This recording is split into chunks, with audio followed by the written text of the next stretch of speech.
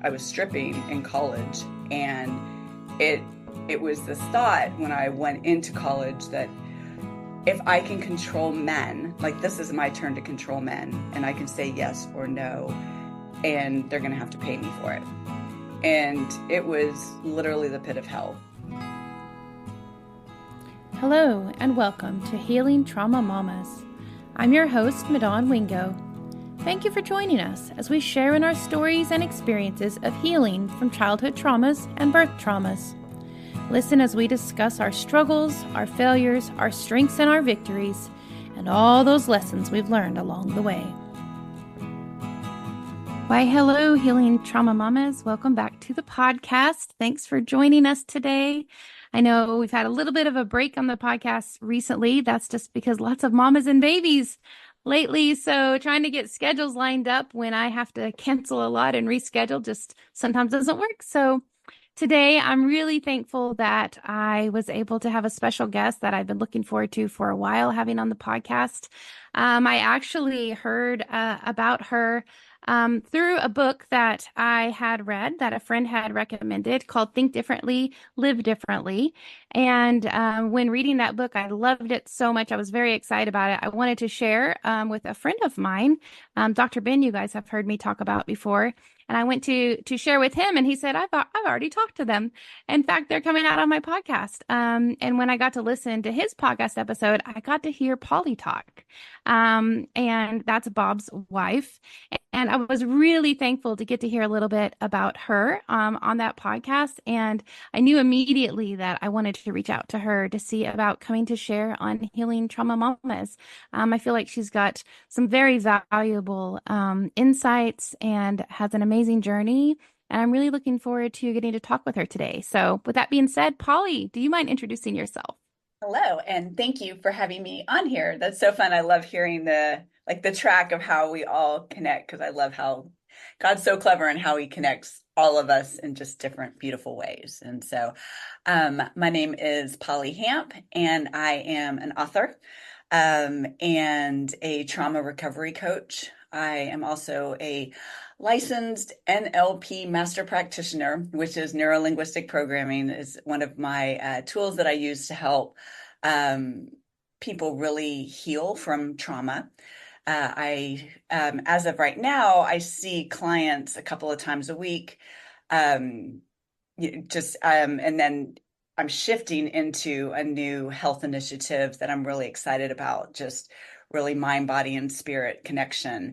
Mm-hmm. But my passion is to help men and women find freedom and really find wholeness. I come from a background of pretty high level trauma, sexual abuse, and all that. And I've always wanted to believe that you can fully heal.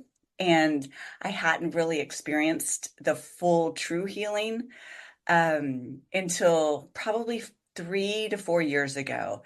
And I'm like, oh, you can truly heal. Like, it doesn't mean I'm not going to have hard stuff, but now I can navigate it in a different way. And it's like, I've always wanted to believe it for myself and for my clients, but then it's like, oh, this is a real thing. So that is a little bit about me. And I know we'll probably dig further into the questions that you have for me or whatever we get to discover about each other today. Absolutely. Well, I don't know how much you know about me and if you've got the chance to listen to the podcast at all, but some of the similar things here, lots of different types of traumas and some very high level traumas myself.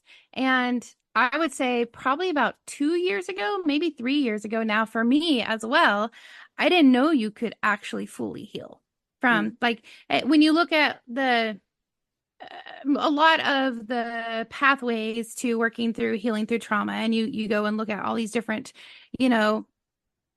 steps, I guess, to take.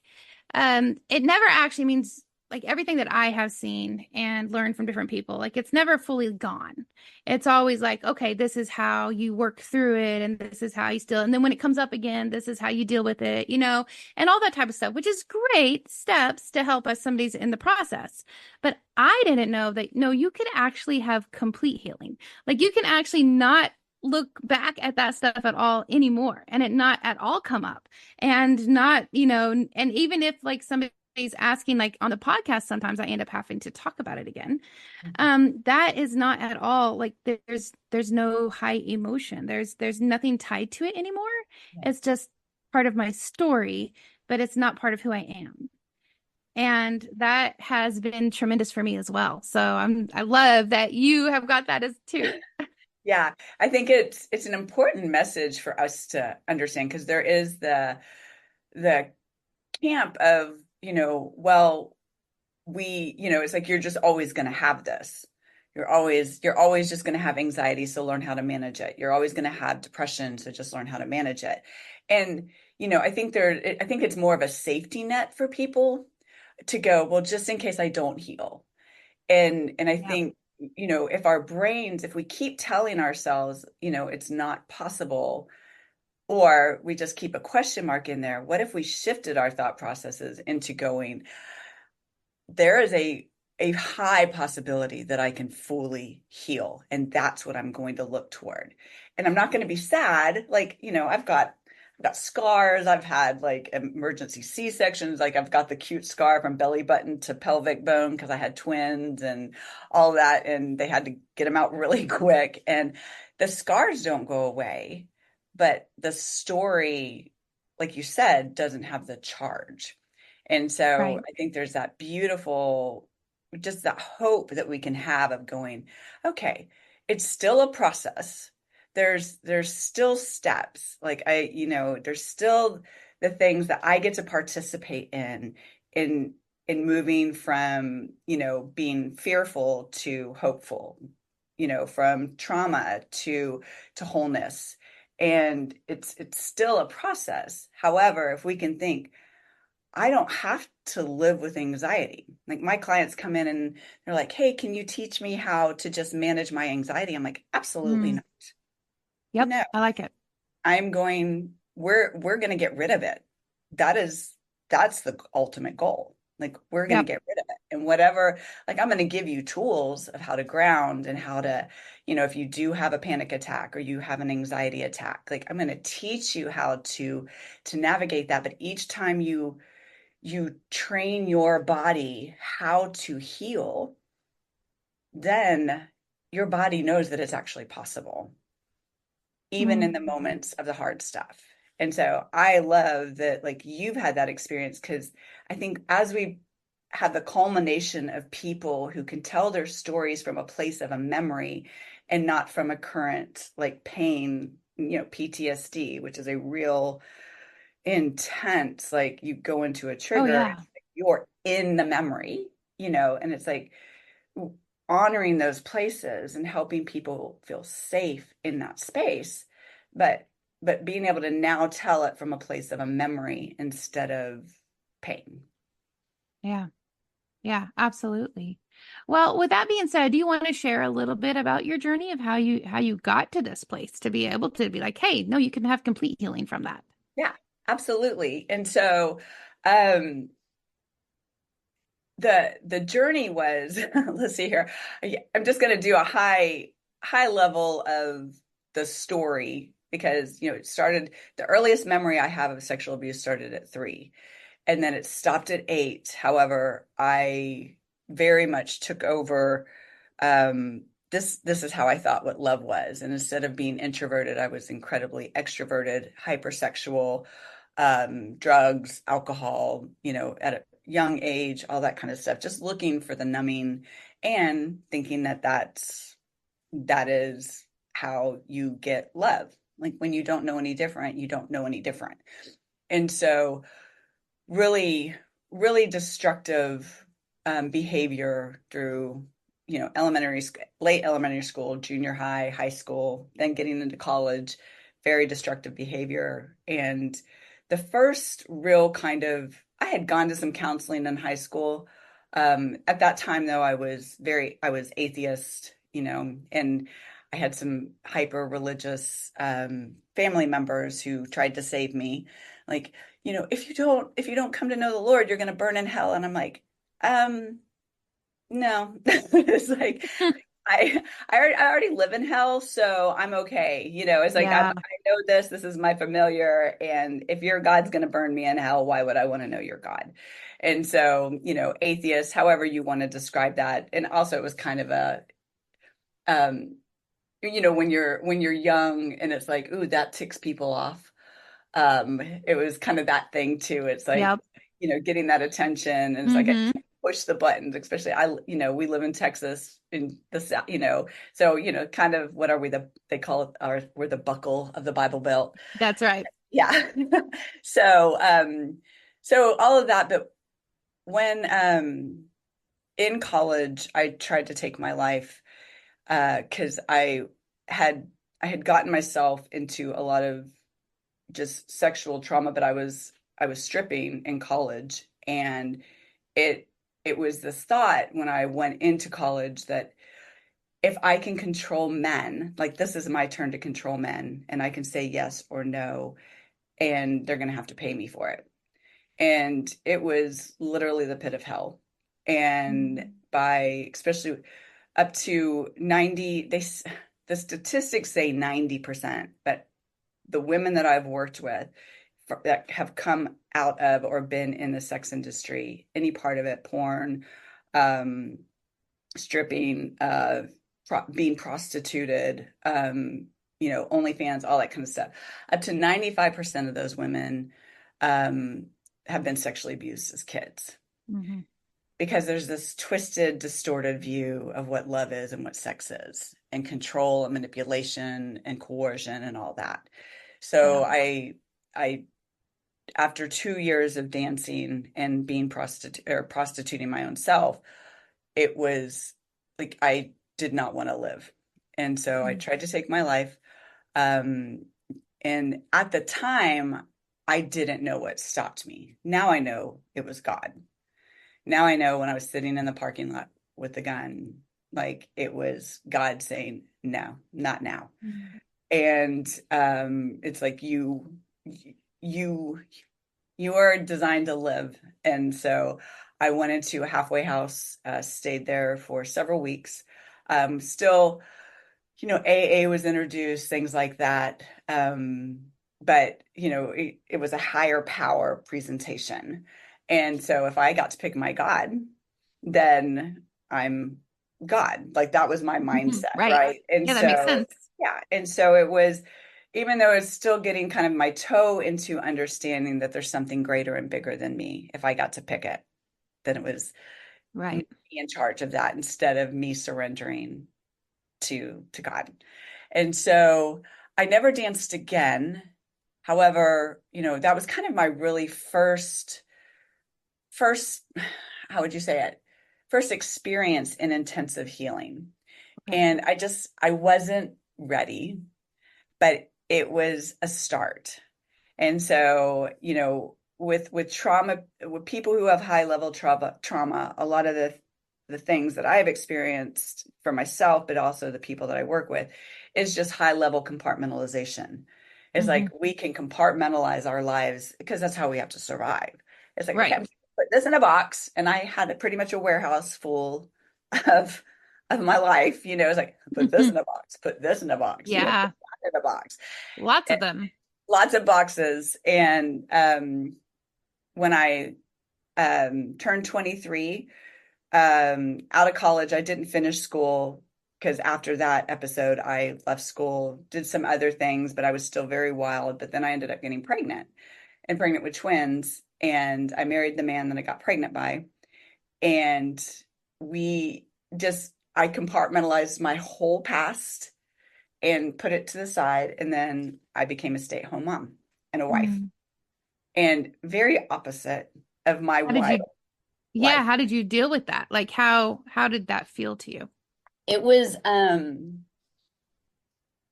it was so I loved being pregnant and I loved being a mama. Oh my gosh. Mm. It was so hard. I didn't find out I was having twins until I was 5 months pregnant. Wow. And because back then, Right. sonograms were really expensive, and I was young, and my OB, she was just like, you're young, you're healthy, you're fine, unless we see anything that we need to look at, Yeah. And so, and then one day, 5 months into the pregnancy, um, she measured me. She's like, "Oh, well, you're measuring a little large. Let's just look and see."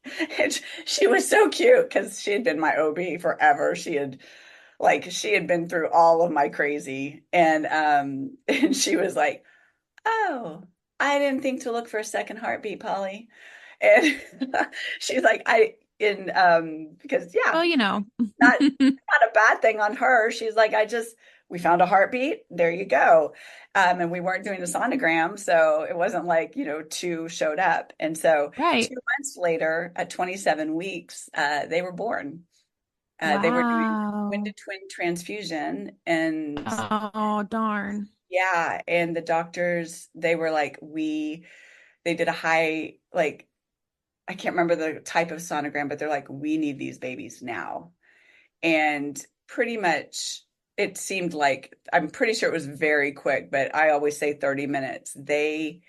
Um they had me prepped open and they had the babies out of me. Like it was Wow. so Wow. quick.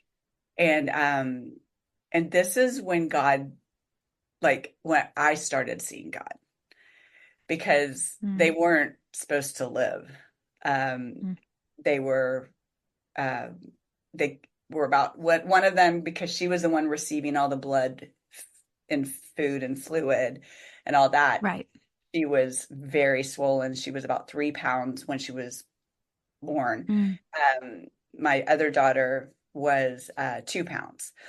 And so the one that was swollen, she had heart failure. They both had severe brain hemorrhaging. And the doctor said if they live, they're going to be severely mentally, physically challenged. mm, And that's just devastating news. Devastating news. And it's kind of like that thing of going, well, I deserve this because I'm such a bad mm, person. mm. And uh but God kept showing up, and if you were to meet my daughters today, they're 28 years old. Crazy. And they're 28 years old, and you can't even tell that they were premature. Wow. Like when going through all of this stuff, they were in the NICU for 7 weeks. And every progress, everything that they kept doing, like the neurologist, and they're like, your kids, Yeah, like, just 7 weeks. Wow. yeah, yeah, 7 weeks. And That's amazing. it was incredible. And they were like, like their healing was incredible. And so Mm, I remember going to their year and a half neurology appointment. They scanned their brains, and the neurologist came in, and he's looking at the, the old scans to the new scans, and he's like, "I'll be right back." And we're like, "Gosh," And he comes back, he's like, "I had to check the files because," and he said this, he's like, "I don't believe in God and I don't believe in miracles, but I cannot explain your children." And I'm like, "Okay." And so between that, and I had a precious mother-in-law who, like, good old Southern Baptist woman, but like she loved me. She knew I had a hard story. She didn't know all of my story because I did yeah, not share it, because you don't go around telling people you used to be a stripper. right. And you just don't talk about that stuff until you do. Um, but she just loved me, and she showed me God through her Mm, love. And then God showed me him through the healing of my daughters. And so wow. I, in October of 99, when my girls were 3 years old, I came to know the Lord. And it was, that's probably the start of the true healing. Mm, Like, because that's awesome. it's really helpful to have the Holy Spirit in you with Yes. healing and all that. So Completely agree. yeah, yeah. Yeah, that's So amazing. so just kind of So, go ahead. No, I was just thinking, did you deal with, because it's mostly moms listening to this, and we've gone over a lot of birth stories and stuff. So I have to pause for just a moment to talk about, twin to twin transfusion and C-section, which is obviously very warranted. Twin to twin transfusion is whenever basically one of the twins is taking all the nutrients. And so one will gain a lot of weight and look really great and healthy, and the other one is basically like a runt, they're not getting hardly anything, they're getting the leftovers. And if that is too high of a percentage between the two of them, like you gotta, the only way to fix it is delivery. So I can't imagine though, like suddenly finding out you have twins and then very shortly after, like then delivering twins, so not only having to have a C-section and go through that, but having to be a NICU mom and then suddenly coming home with two babies that was not expected at all, way sooner than expected and double what you were expecting. So I can only imagine what that first year may have looked like for you, because with all of those, any one of those things could have you've been at high alert for like postpartum depression. But with all of those things combined, I just wonder, like, how did that go for you? Great question. I always say, I don't know. I don't remember. Yeah. And but they're alive. There you So go. yeah, they somehow they survived and we're all here. But in setting the joking aside, it was very traumatic. It was, coming home, my then husband, he traveled all the time. And so he went back to work, and I would be going up to the hospital every single day, Oh, also pumping. Just it, I would say it, I was in survival mode. It's yeah, like you just go and you do what you have to do. yeah, And, I remember one time, I know I had postpartum, and I think getting up and having to go to the hospital was helpful because it would pull me in. Like I had to do stuff. And so, right. I think having those things that I had to do, it wasn't at the level, because I know I've worked with some women that like completely shut down, and they were paralyzed by Yeah, just the weight of the postpartum.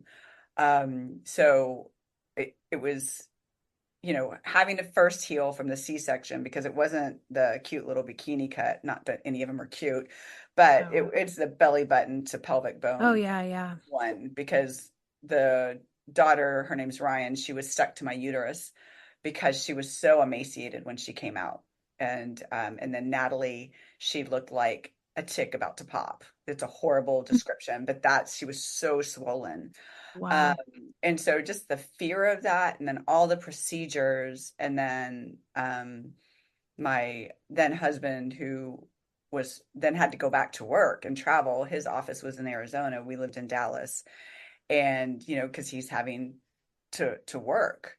Um, but I remember one time, I was pumping and exhausted, and I was boiling the all the elements. I don't know if we do that now anymore. I don't think my daughter even does that with her two littles, but I I dry boiled them and almost set the house on fire because I Mm. was so tired and I was so just, yeah, all of a sudden I'm like, what is that smell? Oh And I man. go I open up the bedroom door and just engulf black smoke. And I remember standing in the front yard while the fire department, like I just put the lid over the flames, and then the fire department came out and they're blowing out the house with the big fans. And I'm just sitting there, standing in the front yard, just like glazed over. And one of the firemen's like, you need to be more careful. And I looked at him and I'm like, okay. You need, I know that. It's like, Thanks. yeah, thanks for that, Dad. Mm-hmm. Please go.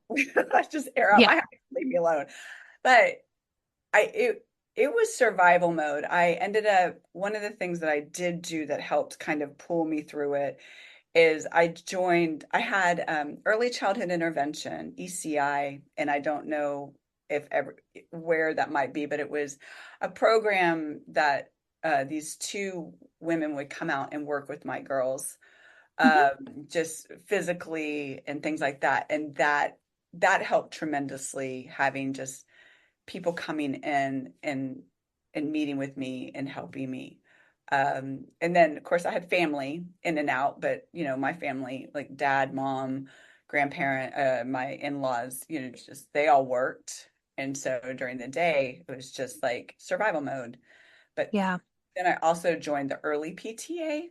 I know there's so many other things, but in Dallas, there was a great early childhood PTA.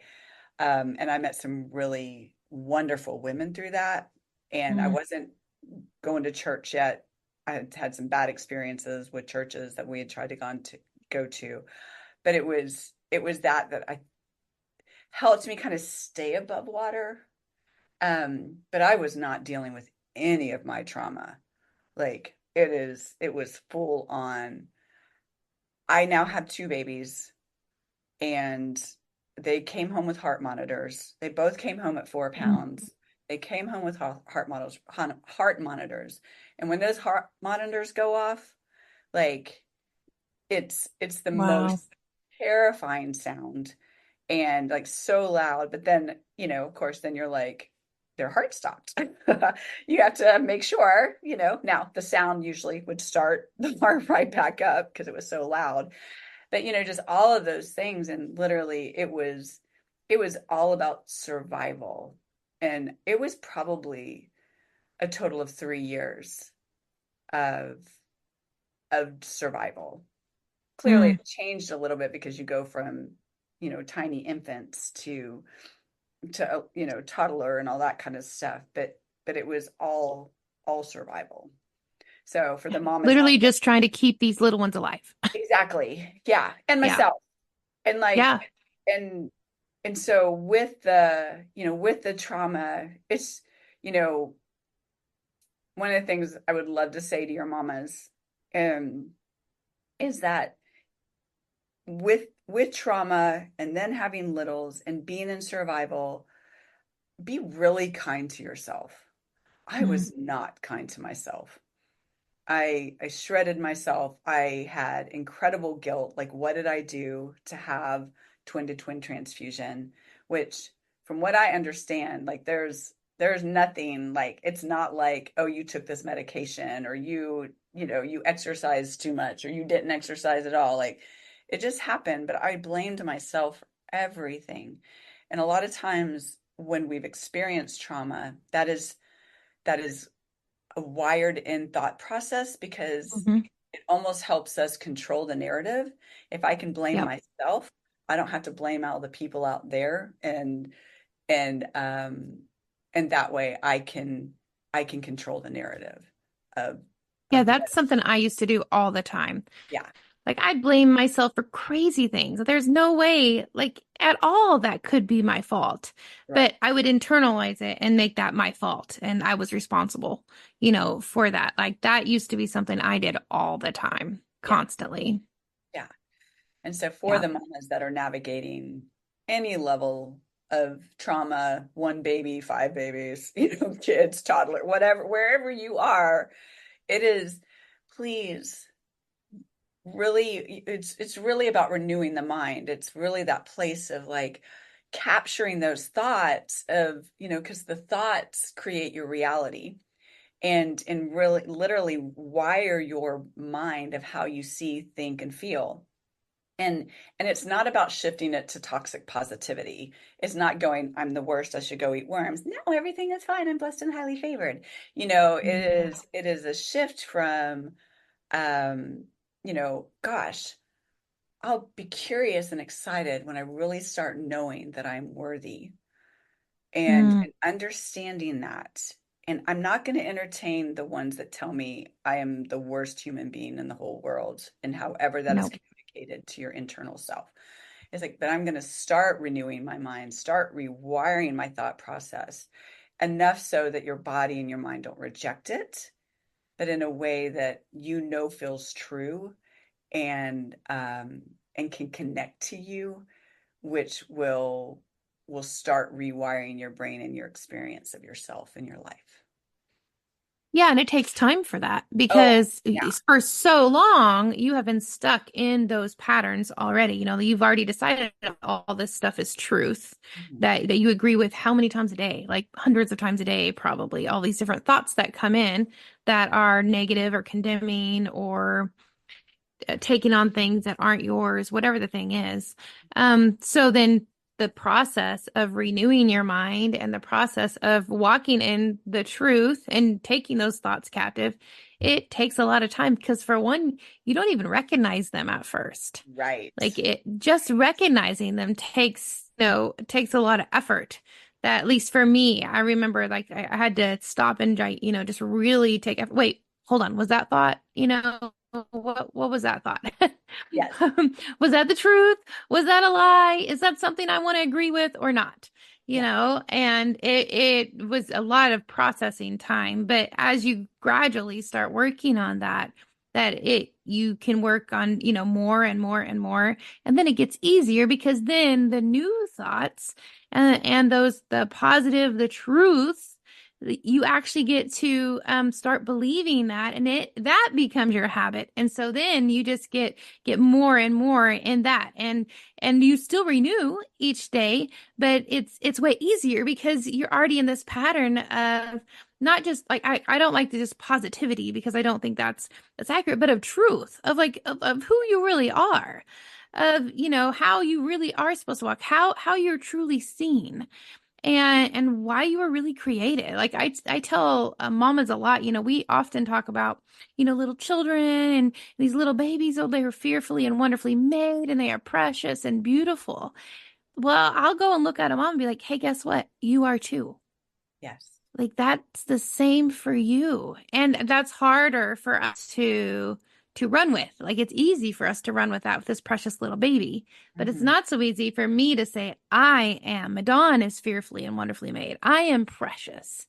That is it's some reason, especially I feel like those of us who are stuck in trauma in those negative thought patterns, and condemning was one of a big thing for me, like Yeah. all kinds of condemnation and shame. Um, that is really hard to think, can that actually be true? Mm. Like, am I precious? Does somebody see me as beautiful and glorious without expectation? Hmm. Um, So good. I so love that just you a, tell your a mom that. thought on that. I was already turned to Romans, by the way. Yeah. Oh, nice. How perfect. Yeah. Yeah, it is that one of the things that I think is important is like we look at our babies and go, they are fearfully and wonderfully made. And like you were saying, we are the same. And so a lot of times not a lie, I always tell my clients, you have everything inside of you that you need. It's already inside of you. You don't have to go like buy it, search it out. It's already there. It was knitted in you in your mother's womb, with intention and with careful consideration and beauty and power and all of those things. Like it's already in you. And so it's when that connecting to yourself, because especially with abuse and trauma, we were groomed to be to protect the abuser. Hmm. However we were told, like I was told, do not tell anybody, or I will harm the people that you love. Hmm. And I took on their pain. I took on their distorted view of whatever they thought love was and their sickness. And I carried that and took responsibility of it. And so it was part of my healing of like sorting those things out and going, this is not mine. This was never Hmm. mine, although I was groomed to carry it for them. And so in that Yeah. process is like, and so all the thoughts that I would use to quote unquote protect myself of like, I'm bad, I'm stupid, my body is, only good for sex. It's all of those things. Even it was like sorting, kind of like deconstructing a pot of stew. It's like, okay, there's ingredients in here that aren't supposed to be in here. So I'm going to pull those out and Hmm. hand it back to the person. And with God, like never done it with the person because they are dangerous. And but it is that like handing all of those things back to where this is not mine to carry anymore. And then it is the process of going, and I have been wired and groomed to think this way. So how can I start capturing the thoughts? I call it what you talked about is like when you started capturing those thoughts, you're like, wait a second. And it's that I call it POP, POP. It's the power of pause. And it's, the downstairs part Mm, of our brain is the survival part of our brain. It's, the brain stem, the fight, flight, freeze, faint, fawn, fix, um, all the F words right down here. And they're designed for a purpose to keep us not dead. However, we're not designed to live in this place. And then we've got the mhm, midbrain, which is all about scratch the itch, the dopamine spikes. This is where addictions live. And I'm not just talking about sex, drugs, and country music. It's like, food, scrolling, doom scrolling, anything that like you're looking for the dopamine hits. But the pop, the power of the pause is all about you hear that thought. It's like, you are so stupid. I cannot believe you just did that. And sometimes they're so convincing because you did just make a mistake, right? Like you yep. did something, like your baby just rolled off the bed and is on the ground, and you're like, I'm the worst mom ever, and it is this thing of like, hold on, you pause, you take a deep breath, and by doing that, you automatically connect to self and you move up to the upstairs part of your brain, and that's where life lives. That's the limbic Mm, system, the neocortex, and in the limbic system is all about connection. And you connect to self, and then connecting to God, and it's not some over spiritual like, oh God, duh, all that. It's like, hey God, that's it. yep. And it's finding that place where it settles your soul, and you can have the fruits of the spirit, which are the love and the joy and the peace, patience, kindness, goodness, faithfulness, gentleness, and self control. Thank goodness self control is number 9. But it is that place of like, in trauma we get so stuck downstairs in the survival, and that's how we've made it so far. But that's not where we're designed to live. And Mhm. in that pause, and continuing to renew the mind and capturing the thoughts, capturing the things that are trying to shred you, even ones that you've agreed with and made up on your own, it's like, well, I'm going to just add another one, and in that shift and in that process, it literally changes your state, changes your nervous system. It changes all the epigenetics, and it changes Everything. Oh my goodness. everything, everything. Yep. It's so cool. It's just so cool. Yeah, it's really amazing when you start doing that. That's awesome. I love that pops. I've not heard of that. So Yeah, I'm gonna write that down. perfect. Yeah, Um, one of my it's I have a few of my teachings on the 4 levels of the brain. that's But awesome. yeah, thank you. So, so the girls are growing up. Hmm. They're around 3 is where we left off, and you joined that group, and that helped to get you make some community, Yes. right? Like you needed community of other moms to be able to talk with each other and be real with each other and start connecting with other people to help pull you out of your space. Mhm. What happened after all of that? So, um, did that came at 3, came to know the Lord, and but it wasn't like one of those. I mean, it was like a big aha moment, but I didn't like deep dive into church, anything like that. I One of the things is I was like 26 then. And so I was a fairly young mom. And in the area that I lived in, a lot of the moms were older. And so I was like this immature. I felt like I was very immature. I know I was very immature, like this young. And I had just a couple of really close friends that just kind of pulled me under their wing, which I was so grateful for. Mm, Kind of, they've yeah. had experience of being moms. They were just older and wiser, and more mature. And so that really helped. But after when the girls turned 4, we ended up moving to Colorado. And one of the things that I've always said, because I've moved around a lot, born and raised in the Dallas Fort Worth or in Dallas. But then before I had the girls, I lived in Tennessee. I worked in Illinois for a while. Um, and so I traveled around, but it was more of like, can I just run from myself? And, Mm. you know, what I've said, and I know you've probably heard this term before, but wherever you go, there you are. And, Yep. you can change your environment and it will change for a little while, but everything will eventually catch up. And you're going to Yep. start seeing the same patterns. And you're like, why? I finally moved away. I don't have to deal with that part of the family anymore. It's like, yeah, but wherever you go, there you are. If you don't do the work, Yeah. it follows you. And um, so moved to Colorado, lived there for 3 years, moved to Chicago for 1 year. Burr. My girls were 7 when we moved to Chicago, and I loved Chicago. We lived north of the city, but it was so cold. And so, and I'm a Texas girl, and my then husband was still Oh, that was traveling. a big change. Yeah, and Colorado was great. Loved Colorado. We lived outside of Denver. It's cold, but it's a dry cold. It is different. It can be 7 degrees and you're just wearing a light jacket because the sun is so warm. But Mm. Chicago, not the same thing. So I just spent a year there, came back to Dallas, and that's when I really started. Again, not in those years, just pretty much survival, being a mom, still stay at home mom. And I loved doing that. But I was not working on any of my trauma.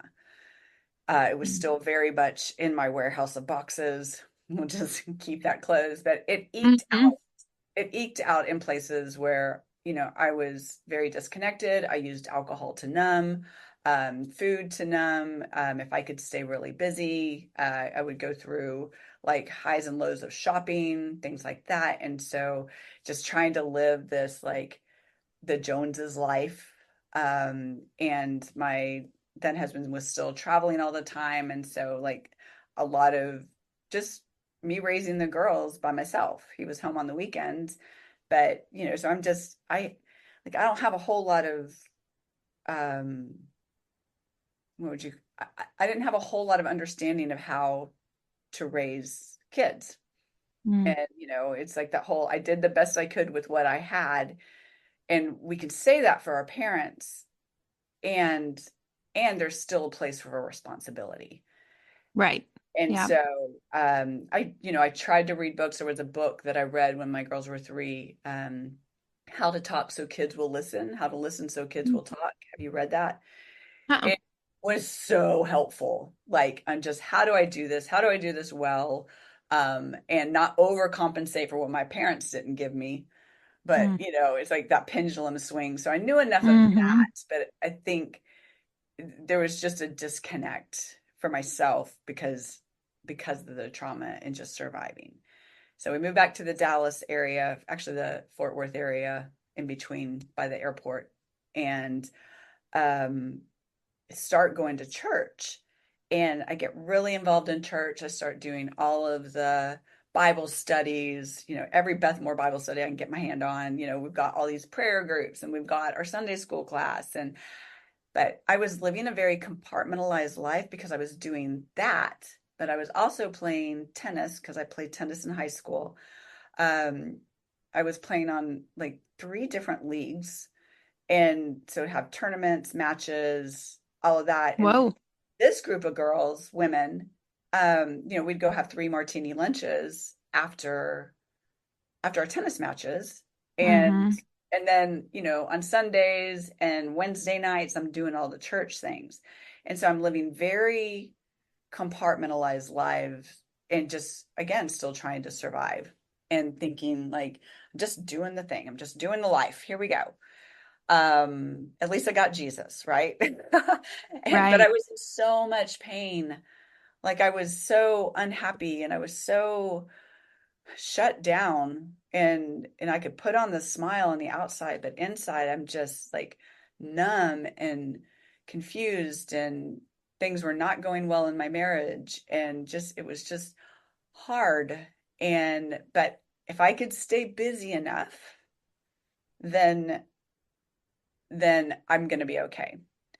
Mm. And I went to a couple of different conferences with just some healing prayer stuff, um, and connecting to Jesus, that would bring up some of the trauma stuff. But it was so scary. It's like I cannot deal with this. Like I Yeah. cannot have these memories. But when Oh, you I try, know that one. yeah, it's like when you try not to have them, they're like, hi.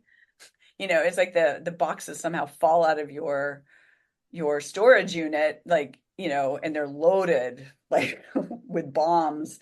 And when they fall out, like, and you're just like, Yep. your whole nervous system freaks out, everything.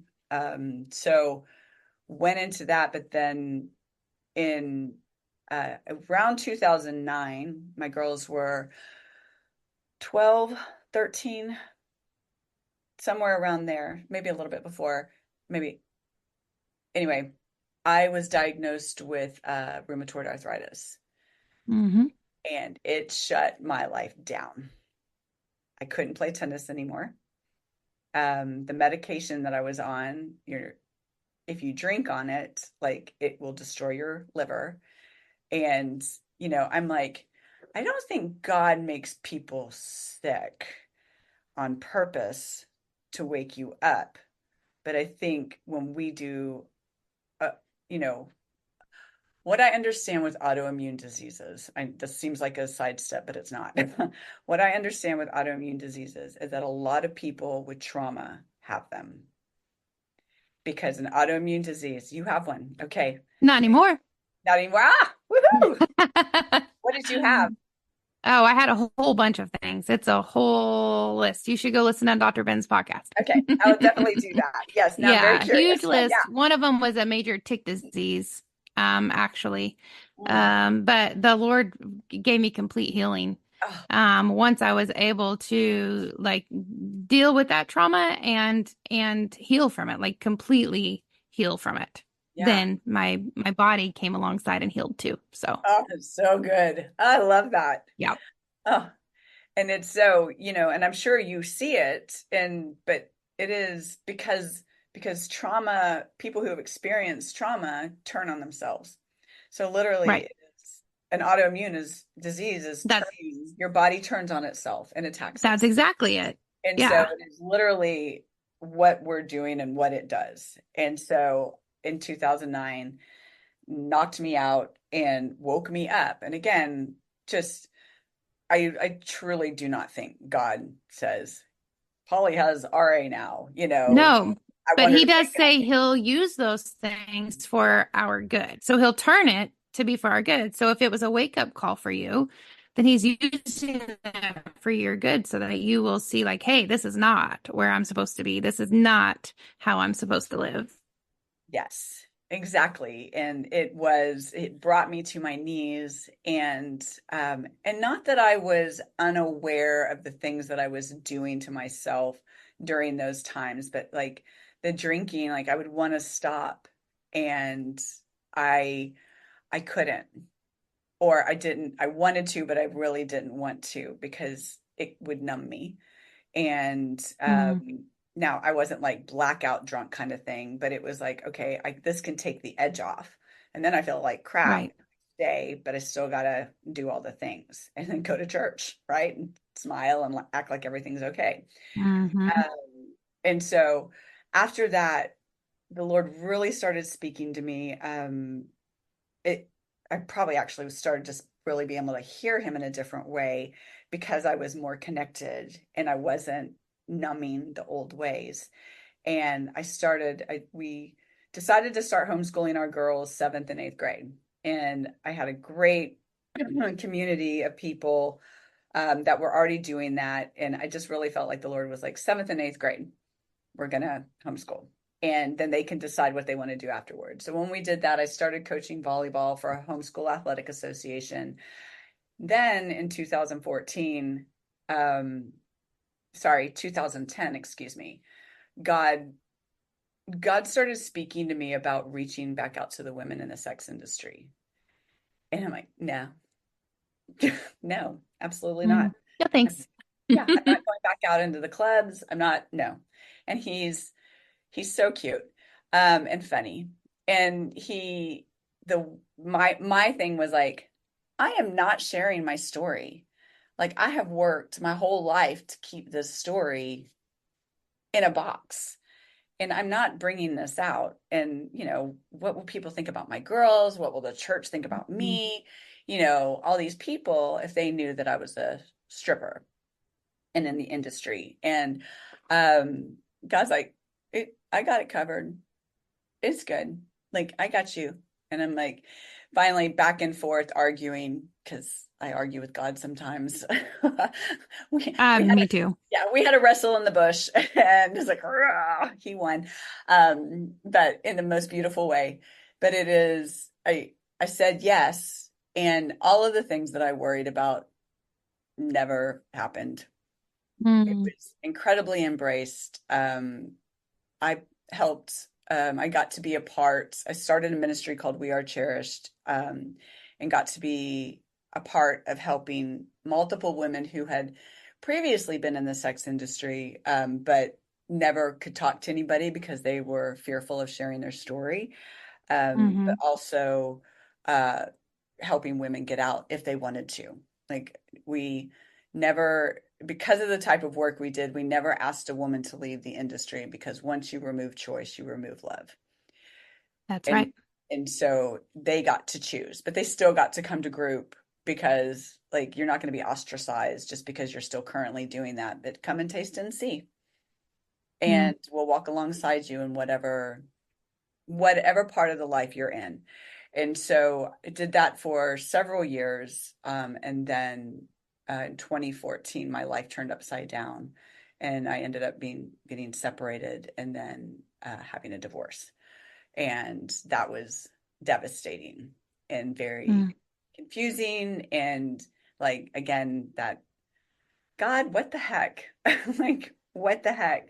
And, but it was, I know what the heck now. Like it all makes sense and brings me peace and grateful for the journey, even though it was very difficult. But all along those times, I didn't just start a ministry. I had been really working on my healing then as well, getting to my knees, doing healing work, working with the women, learning more about how to navigate their healing journey, including mine, doing lots of Hmm. counseling. Then got to start doing EMDR, eye movement desensitization reprocessing, EMDR. Yes. For those who may not know what that is. And it's just bilateral movement that helps rewire the brain. But you get to go through your story while you do it. That was just the hardest part. Have you ever done any EMDR? I've done it a couple of times and then I said never again. Yeah. Yeah. There was too much. I have a lot of repressed stuff and I don't want to know it. Yeah. I thought originally that I needed to be able to know it in order to heal from it. But Mhm. then the Lord showed me, no, you don't. Yeah. I can just, it can be gone. It can be Yeah. done. Yeah. So Yeah. That's yeah, so thank the good. Lord for that. Yeah. It was, I had EMDR is an art and somebody Hmm. can know how to do it. And like the woman that was, anyway, it was really great for me.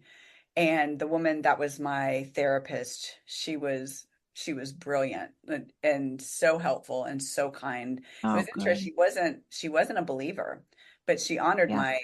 my belief and my faith. And but it was, and we'd invite God in and all that. But she was an incredible part of my healing process, and especially after the divorce, um, and navigating all of that, just really learning how to heal. So in between that time and then getting married to Bob and like how do we do our ministries together, I laid the We Are Cherished down. It's now some other people have picked it up and are doing it under a different name, but it is it's been quite the journey in these last several. like 5 years. Bob and I have been married 7.5 years now. And then really in the last 5 years, it's probably the safest I have felt. Because one of the things Mm. about healing is that, like, if you don't feel safe, it's very difficult to heal. It's Yep. not impossible. It's not impossible. It's just it's a little bit harder because Yep. your nervous system is in protection mode and it's Yeah. usually on high alert, trying to protect. And healing is your body feels weak while you're doing that, so it's not protecting, if that makes sense. I'm not saying you are Yeah. weak. It's just letting your guard down, being vulnerable. If a saber-tooth tiger is trying to eat you, it's not the Do time that. to meditate and Do connect. that. Yeah. Yeah. So, but that is then, just all the layers of all the healing. And then really the last several years just have been really beautiful in the healing part. So I love getting to help men and women just find wholeness, connection, and getting to do that from a place of wholeness and connectedness has been Yeah. quite lovely. Oh, that's awesome. I love it. So what three are you involved right now? Will you say that one more time? The mic just cut out. Sure. So what's your focus right now? So my focus right now is shifting into a health initiative, actually. Think differently about health. It's called Ta-da.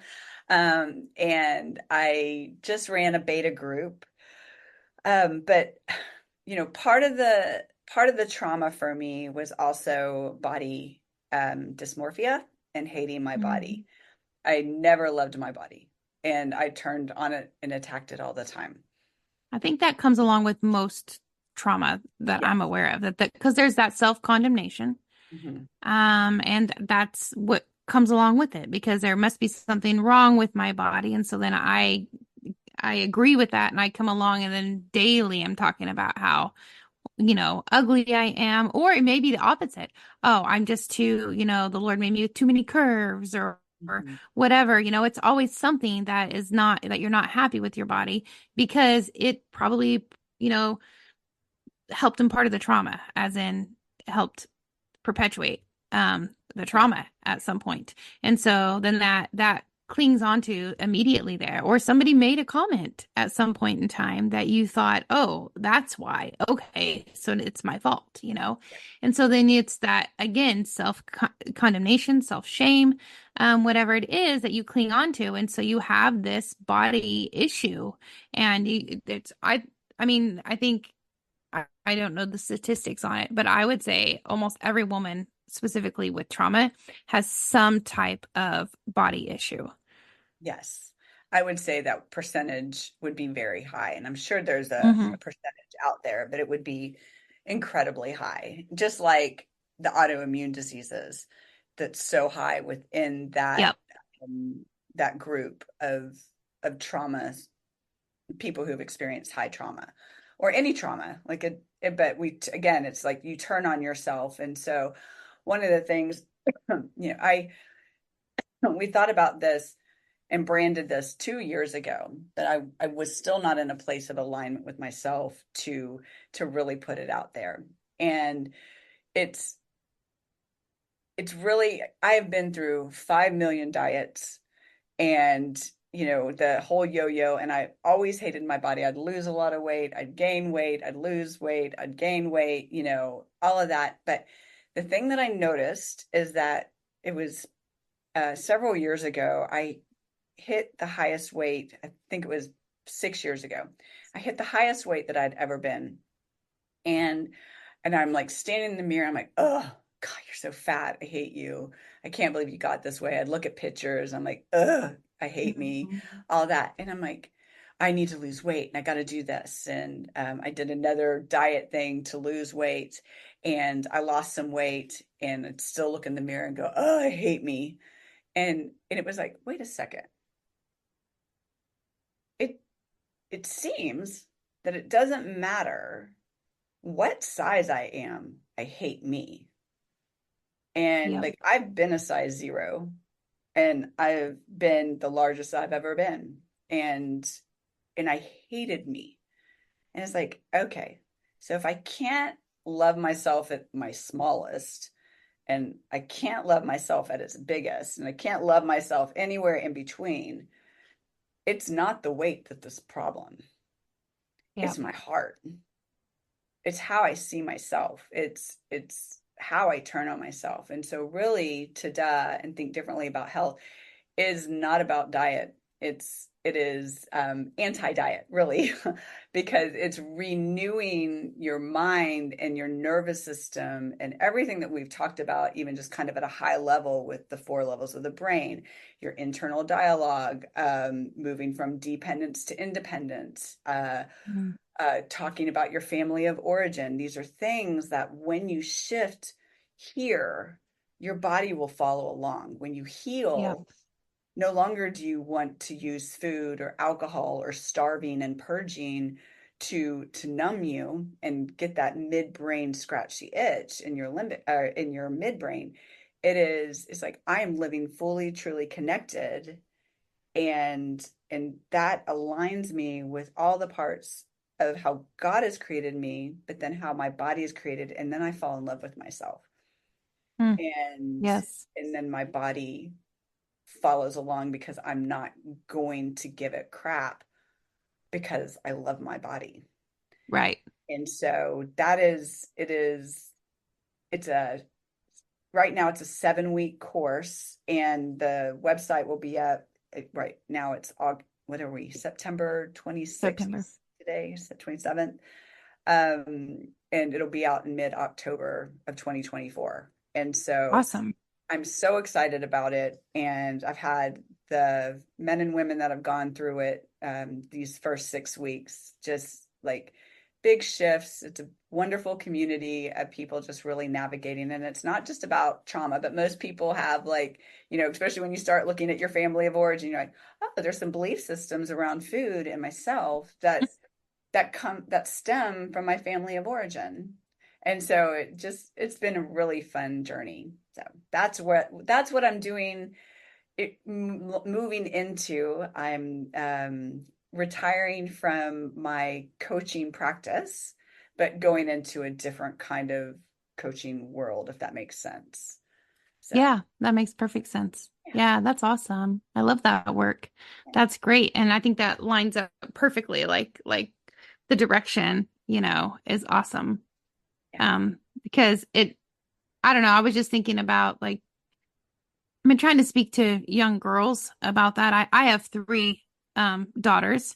Okay. And they're all teenagers, and trying to speak to them like, oh, you're so beautiful, and all that. And it's just it's hard, and I know for myself to believe those words that somebody is saying to you. Like, but am I? Because everything around me tells me that I'm not, tells me Right. that I'm not enough, tells me that I'm not skinny enough, that my cheeks are too big, that whatever the case might be, our world tells us that it's not enough, whatever the thing is. And being able to go against that and Mhm. instead say, no, I am firmly standing on the fact that I know that I am beautiful, that I was created beautifully, that I am precious, you know, and truly believe it. There's a lot of countering that you have to do there to Yeah. get to that place.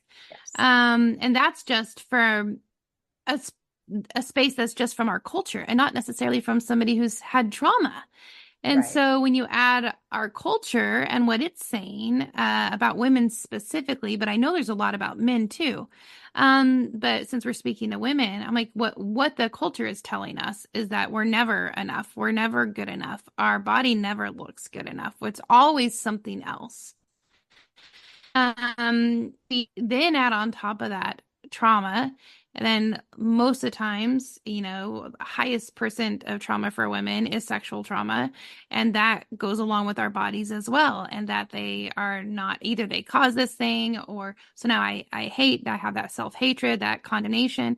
And it's just like, wow, a double whammy. So being able to come out of that and recognize those lies, recognize, all of those things and be able to start walking in the truth and then truly like believe it to your core to counter those negative thoughts and actually believe when you look in the mirror, I am beautiful. Mhm. That, I mean, we've all been there. Like I'll give a really silly example. At least I'll say silly, but maybe nobody else thinks it's silly. But when I was really sick, I had to have some teeth removed. And so I realized that I would not truly smile in pictures because Mhm. I don't have tooth. Isn't that funny? Yeah. And then so I would realize that I would only partially smile in Mhm. pictures. And then when I would look at the pictures, I'd be like, you're not even fully smiling. And then a picture where I would let my guard down and I would smile fully, I would see the blank spot and be like, oh man. Right. And so no matter what, each direction, I was upset about my smile. But everybody around me doesn't think that. Mhm. There, I know. I would have people be like, look, you're not even fully smiling in that picture because they didn't see what I saw. Yeah. It was just me that saw it. So trying to, get past that and be like, well, I don't care. I'm still beautiful and wonderful. It's like we look for anything to point Uh, out our imperfections. Isn't it odd that we wouldn't look for the things that are so beautiful about us? It's like, oh, there's that imperfection. There's that. Oh gosh, I have a zit. It's like, how can I be an adult and having a zit? It's like, oh yeah, okay, well, maybe that's just information that my hormones are off balance and I'll just take there you care of that. go. But Oh it's like yeah. it's the tooth is like now it's a memory of the fact that you have overcome your illness. And so you get to look at it now and go, yeah, it's like a scar here. I've got from a snowmobile accident that I had two plates and the scars will always be there. But it is a memory that I've overcome the pain. And Yeah. my C-section scar, I have said actually from the very beginning, I'm like, this is the most beautiful scar in the world on me that I get to carry because it's where my daughters came out of. It's like, and they are here and they're alive and they are thriving and they're beautiful and amazing. And one of them, mama, got two little boys, and the other one's about to get married. And so it is just like this. I'm just like, this is the most beautiful scar ever. And even when I've hated my body, I've loved my scar. And Oh, because it has memory, so we can look at our stretch marks and it's like, okay, these are beautiful. Do I want an ocean on my stomach? Maybe not, but I have it and I'm going to but I got to celebrate. house life. Yes, it has life. Yes. And so it Mm. is that like reframing it. And again, not in a toxic positivity way, but in that part of your brain, that upstairs part that just where you're settled and you're at peace with yourself. And it's literally rewiring and just saying thank you for my body. Thank you for the parts of me that sometimes I may not be the happiest about it, but I'm okay and I am healing and I am in process. And so it is a process for all of us. Like we're still in it. And We're all but at different stages yeah, for sure.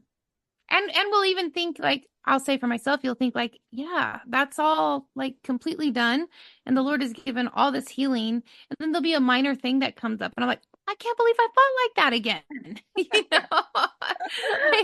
And then yeah, as you go back, that's why I love that Paul said in Romans that, the renewing of the mind. It's not yes, you renewed it and you're done. right, It's a renewal.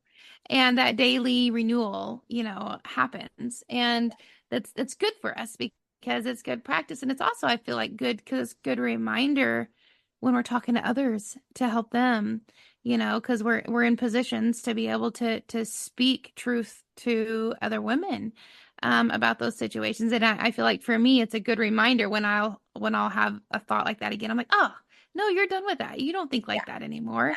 yeah. It's a reminder like that might be where that person's coming from in that situation to really help. So if you, I mean, I love what you just said. I think that's just a some beautiful words, and especially for any mamas right now that are postpartum or anyone, just thinking about those scars and those stretch marks. And, if you have a little extra around the middle, like I do right now, like, hey, that middle housed life.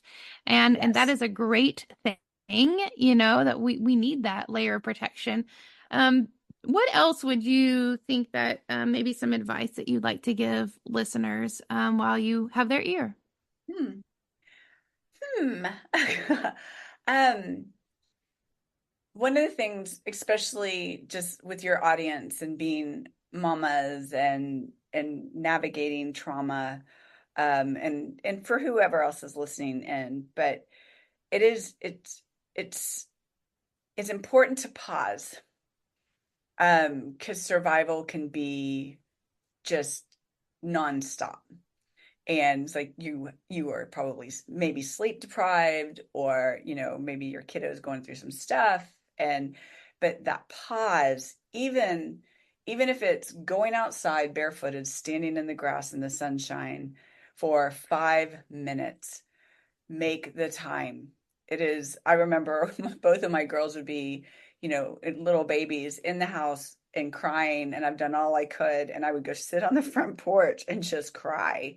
Like, I'm like, oh gosh. And I would just cry and get it all out, take a deep breath, and go back in the house and take care of my girls. Mm, And so, but don't let circumstances force you to have to do that. It is, consider making it a daily intention, where you're like, I am intentionally going to do this 5 minutes, even if the kids are running around naked in the house and one of them just peed on the couch, and you're like, I'm gonna just go stand in the sunshine for 3 minutes. They can't burn it down in 3 minutes, right? Like, or just pull them all outside and let them pee outside, and you'll be fine. And it's there like you go. that. Give yourself just like, be really intentional to pause. And when you pause, there's different things you can do, but consider moving, like, all the things that are like churning down here. Picture, like what I said earlier, picture that downstairs part of your brain pausing, taking a deep breath,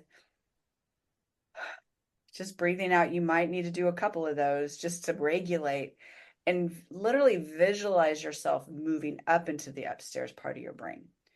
And Mm, this is where oxytocin lives. Dopamine, like the whole world is all of, like, everything that is assaulting us on a daily basis is all about dopamine. Every ad, mhm, every store, every post, all the things, assault, assault, assault here. And so it is that breathing and choosing not to live from here, because choice is so important and powerful.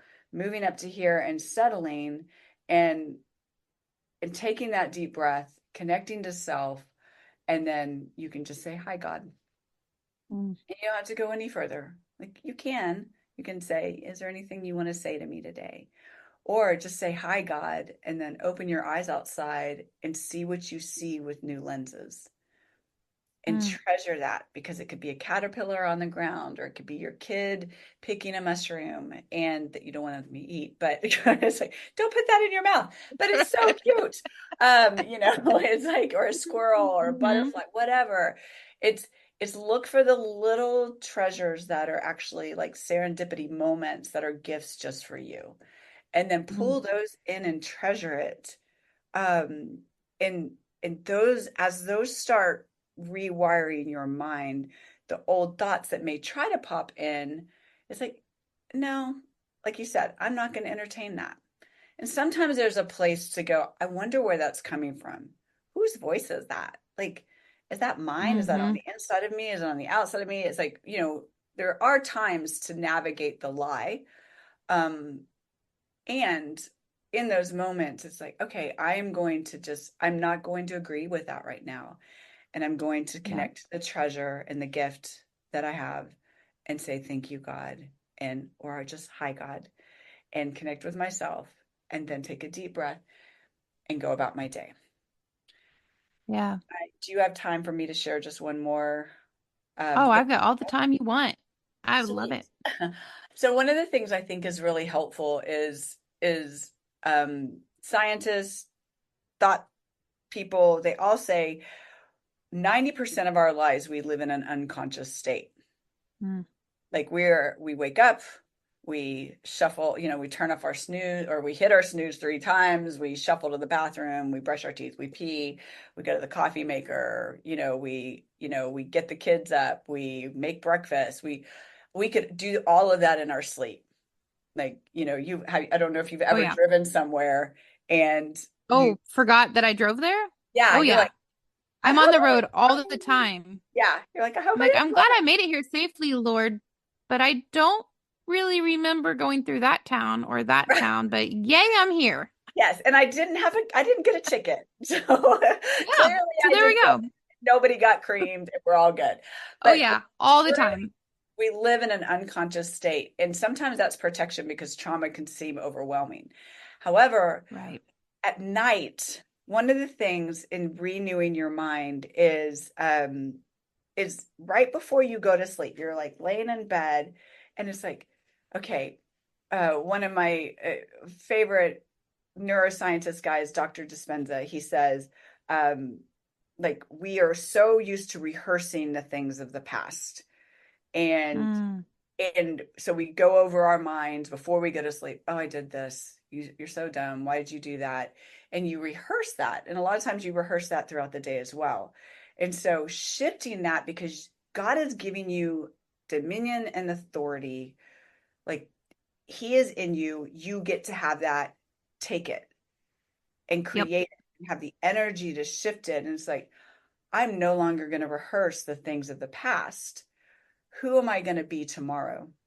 So when the kid pees on the sofa or takes a marker to the wall, and it's like, you know, today when they did that, like I lost my mind.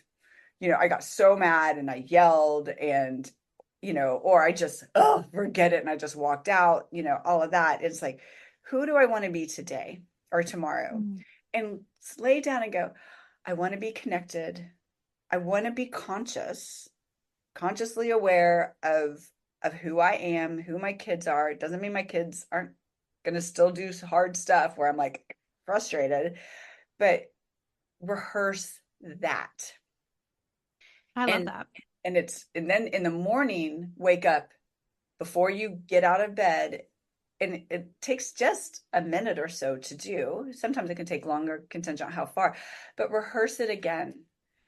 And literally that sets you up for a beautiful day and where you're not living in an unconscious state, but where you're Yeah. choosing to live consciously aware.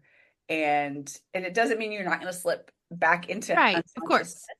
However, when you start doing it more and more and more, like you keep pulling yourself in. It's like teaching your kids how to chew with their mouths closed or teaching your kids how to sit up straight. It's like you have to keep telling them, it's like, hey, you know, you know, please chew with your mouth closed, or don't talk when you're eating, like food's falling out. It's like, but it's like you have to keep pulling them in, and not because they're bad, they just need some reminders. So it's the same thing for self, is literally pulling them in, pulling you in, and each time you do that, it rewires your nervous system, thought process, how you experience yourself, how you experience the world, and you get to take authority and dominion and create your new reality. I love it. I love that. Yeah, I keep thinking about Paul talking about it's not that I look back, but that I look forward and I press towards the call.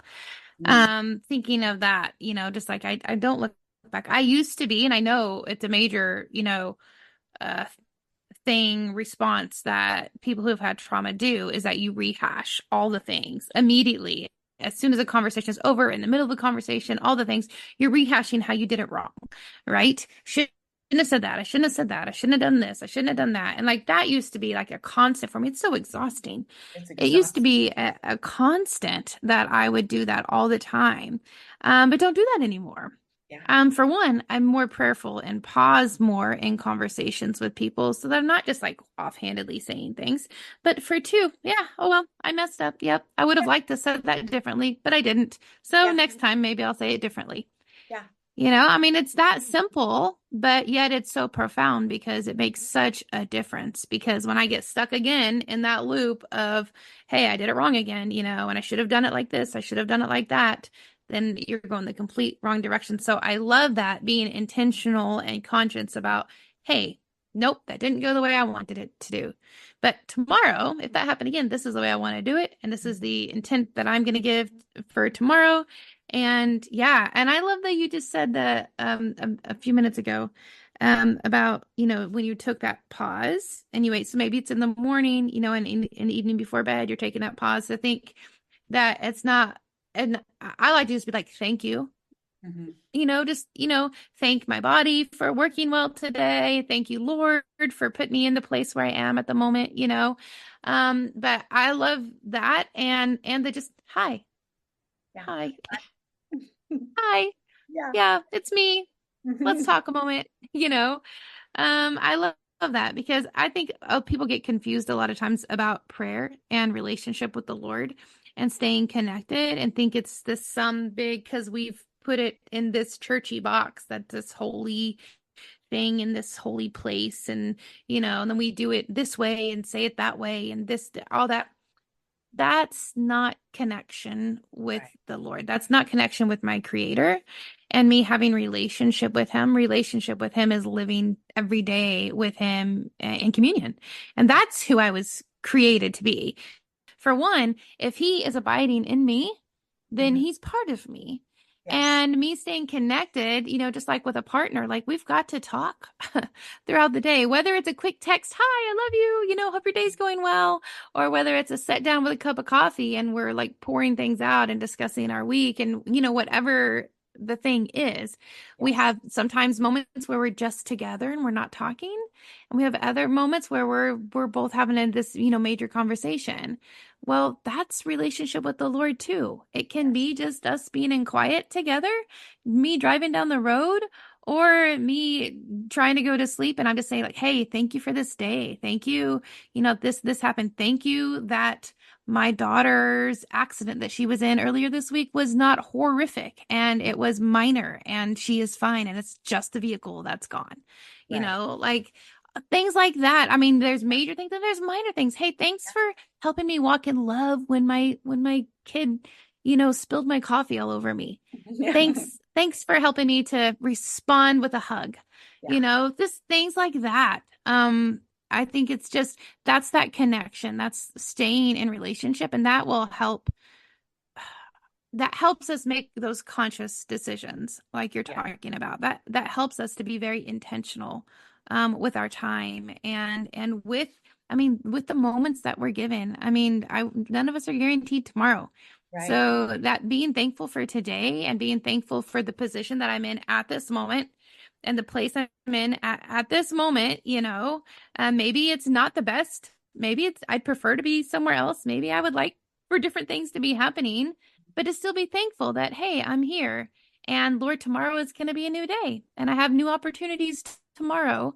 And being able to walk in that, it makes me excited. It makes me excited for the day Yes. instead of, yep, it's another day. It's going to be Another another day. Yeah. Friday and I'm going to be very busy. That can be very dragging. But Yeah. to really be like, hey, this day, maybe didn't go the way I wanted, but I thank you for it. Help Mhm. me see the things that like next time I'm going to respond, out of love Yeah. or whatever the situation might be.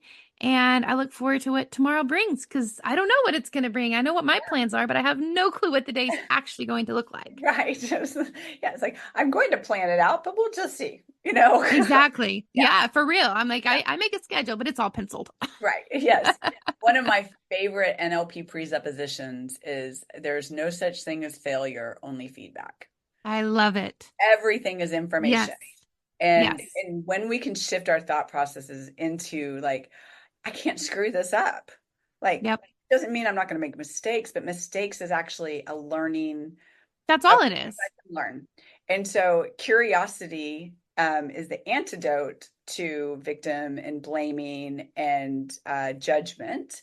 And so it's that, we catch ourselves judging ourselves, complaining, playing. It's like, oh, my life sucks, or everybody around me it's their problem. And, if they were just better, I would be okay. And it's that shift to take responsibility for self Oh yeah. and then go, and I'm curious, because curiosity will change your internal state. And it curiosity can't happen in the downstairs part of your brain, because if you're being chased by a saber-toothed tiger and you're trying not to die, curiosity will kill you. And so it is Mm, that when you get to pop and move up to the top part of your brain, curiosity brings healing and an openness and in receiving. And so the same with gratitude, just like that whole thankful, it's like having that gratitude. It's like, okay, I've had a really bad day, and I just saw a squirrel like running with some weird thing in its mouth, and I did. And it's like, oh, that's cute. God, thanks. It's like, yeah. it's like just those little bitty moments that aren't little.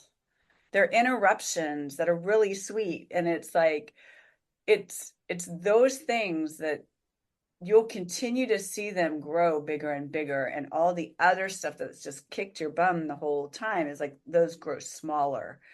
And the other gratitude and curiosity, and it's like, I'm not a failure. It's all information. It's Mm, just information, and I'm yep. going to learn about myself and be curious about it, and then life is going to start looking different. Mm, yeah, because your perspective changes. So Yes. much is about our So perspective. much. Yeah. Yeah. Yes. And how we see ourselves is gonna just it's gonna change inwardly and outwardly how we are with everyone. It's both. Yeah. Because if we can see ourselves from the correct perspective, wow. Yeah. Yeah. Yeah. It's a whole new ball game. It really is, and it's so worth playing it. Oh Like, yeah. yeah, It's learn the sport, amazing. get out there and play it, because it's so fun. Yeah. I agree. Yeah. Yeah, well, thanks so much, Polly, for coming on the podcast. I'm just so grateful to you. And I know that it's going to speak a lot of things to a lot of different women. And so I just thank you for that. And those listening, I'll make sure and have some links to your new initiative that you're putting forward, Polly. I'm looking forward to that. Ta-da! Ta-da! I'll make sure we have links, and then when it's up, I'll make sure that we do some social media posting for everyone so they can go check it out. Thank you. And just real quick, a And shameless little plug, because whether this oh is no, plug. video but I do have a book, and it's called Cherished, Shattered Innocence, Restored Hope. And it has a study guide in it. And after each chapter, it's my story, but we all have our own story, and it's walking you through your own cherished story. So by the time you do the journal prompts after each chapter, you have the foundations of your cherished story. And then if you wanted to do a study guide or a small group with it, there's like study guide questions that are not as deep, that are more appropriate for group settings in the back. Gotcha. And so, but it is, I will definitely send you the link for that book, because you can get it on Amazon, Thank but you you. can also get it on our website. Yeah, that would be absolutely great. I forgot I was gonna mention that book, so I'm glad I haven't got to read it yet. But it's on my list. Perfect. So I absolutely want to get it. And the other book, I think others have heard me talk before on previous podcasts about Think Differently, Live Differently. I Yes. highly encourage that book as well. That's such a And good book. honestly, I think Differently, Lead Differently is actually my favorite. Yeah. Oh, nice. If we're Okay. talking about both of those, because each one of us, we're all leaders. That's right. We are, and I think it's really important. But Have you I'm read really Think looking forward Differently, to Learn Different? Cherished. Add Learn Differently, the Think Differently, Oh, Learn. whoa, whoa, what? Yeah. There's a third one. So there will be a fourth one. It'll be Think Differently, Love Differently, which Bob and I will co-write. Oh, But oh my yeah, we're goodness. excited I'm about looking that forward to one. that. But the Learn Differently is all about thinking and communicating, and it is a brilliant book. And Oh I know my, I'm I need a that. bit biased, but Oh, my well, that's husband's okay. I'm all pretty for it. fantastic. Yeah, he's a great communicator and writer, and He is. I agree. Yeah, that's amazing. Yeah. So Yeah, well, I am that's going to be down on my list now. So both of your books, both of those. So I'm really thankful. I'm in the process of writing a book myself too, but I don't know when that's gonna. The woo. Lord has to create the time. Yes. I'll get a Yes. little bit here and there, but then it's just such a busy season, which I'm extremely thankful for. Yes. But I just look forward to when that's going to happen. So Right. I might have to talk to you a little bit about that process. I would love to Um, talk to you about it because yeah, it's a yeah, there's so many different ways to write. Yeah. yes, yeah, so many for sure. Well, we'll make sure we put a link in the show notes. Everybody check those out, and I'll make sure we post some on Instagram. Make sure to check out her book Cherished. We'll put a link down for that. And is that on Audible? Do you know? It's on Audible. So the second edition Woo! is on Audible. So the third one, I've not re-recorded it. There's some new Gotcha. information in the third one, but the second one definitely it doesn't have the questions, or do I have it in print? Anyway, I don't know. You'll have to go look. I But will go look. yeah, the third one includes my husband. And just some different stories of things that I've learned. But the second one is on Audible, and it's yeah, it's there's just a little bit of Well, a if you're difference. like me and on the road a lot, so I love to be able to listen to audiobooks. So, Yes, yay, I'm really excited to hear that it's there and it's available. So, if you have any questions, listeners, hit me up, let me know, and I'll see if I can get you answers. I want to thank everybody for listening today, and I really want to thank Polly for coming on. I really appreciate you. thank you And very I love what the Lord's done in your life. It's absolutely outstanding and really looking forward to what's to come in the future. All these yeah, new things going on. yeah. Thank you very much. Thank you for having me. Thank you for listening. May you be encouraged and strengthened by what you've heard today. Remember, you are dearly loved by your Creator, so be who He created you to be. May you go in peace, friends. Till next time, Shalom.